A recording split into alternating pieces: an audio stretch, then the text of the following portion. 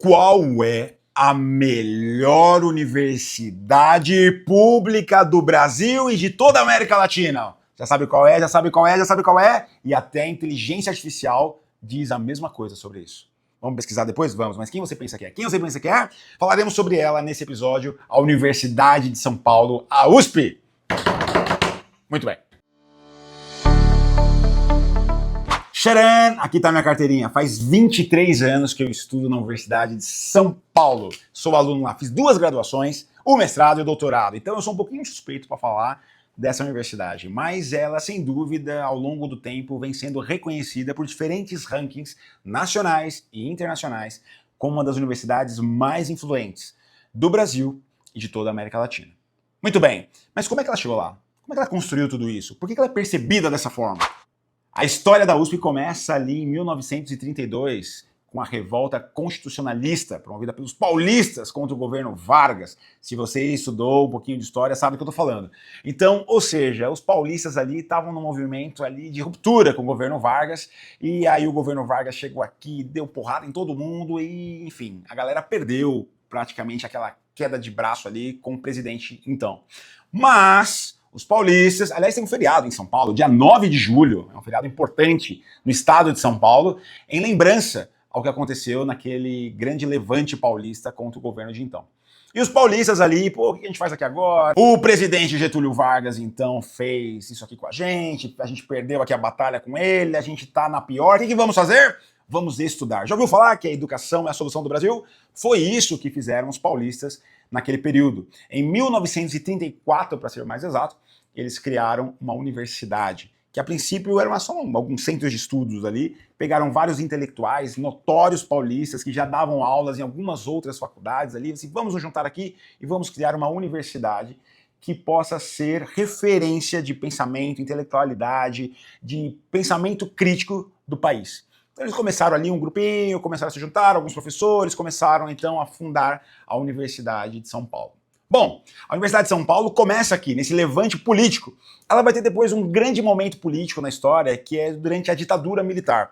Durante a ditadura militar, na rua Maria Antônia, na região central de São Paulo, de um lado ficava a escola ali de ciências humanas, que inclusive hoje é o teatro da USP, do outro lado ficava a Universidade Mackenzie. E durante a ditadura, essas duas grandes escolas, Mackenzie e USP, estavam em lados opostos politicamente. E foram algumas histórias de, como eu posso dizer, de conflitos que aconteceram entre os alunos das duas faculdades.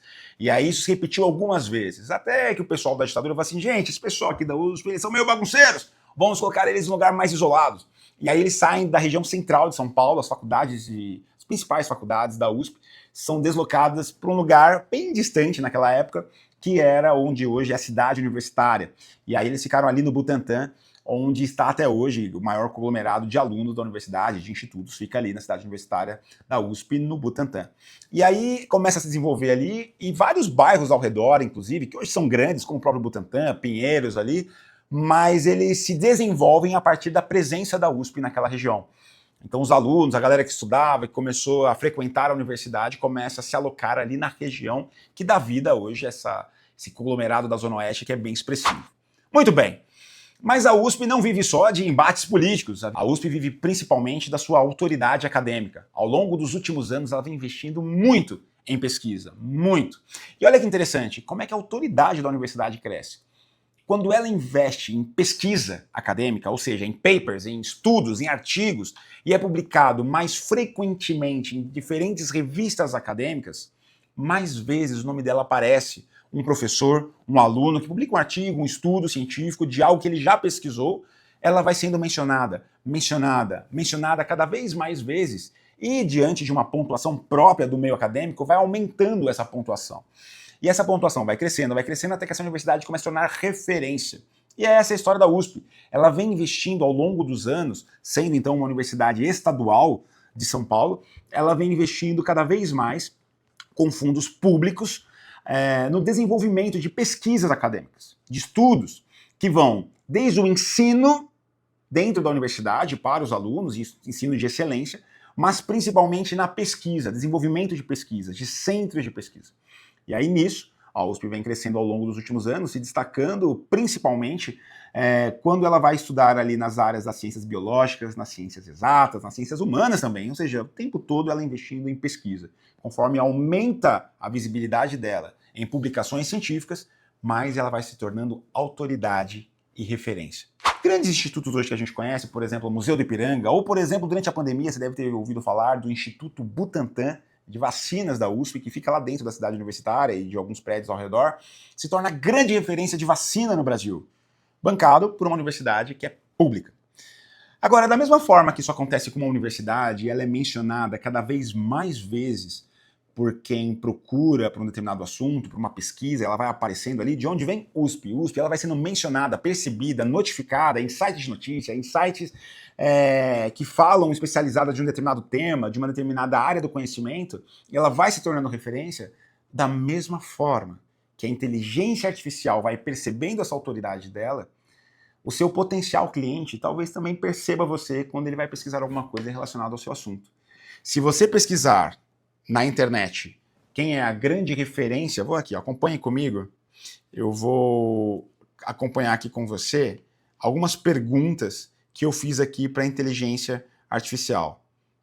Primeiro, qual é a principal universidade do Brasil? Aparece aqui, ó, a USP frequentemente ocupa o primeiro lugar nos principais rankings, e aparecem aqui vários rankings. Mas se eu perguntar mais, qual é a principal universidade da América Latina? A principal universidade da América Latina depende, claro, do ranking, mas a USP geralmente aparece na primeira posição, alternando eventualmente com a Universidade do Chile também. Mas a USP aparece na primeira posição.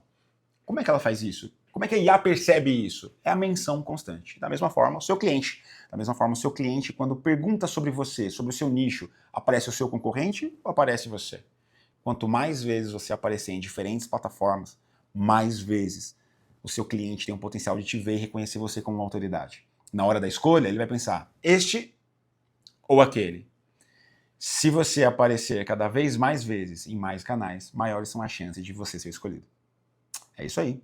A exemplo da USP, invista no crescimento da sua autoridade. Apareça mais vezes em diferentes canais, até que a inteligência artificial te considere inevitável, para ser inclusive recomendado por ela.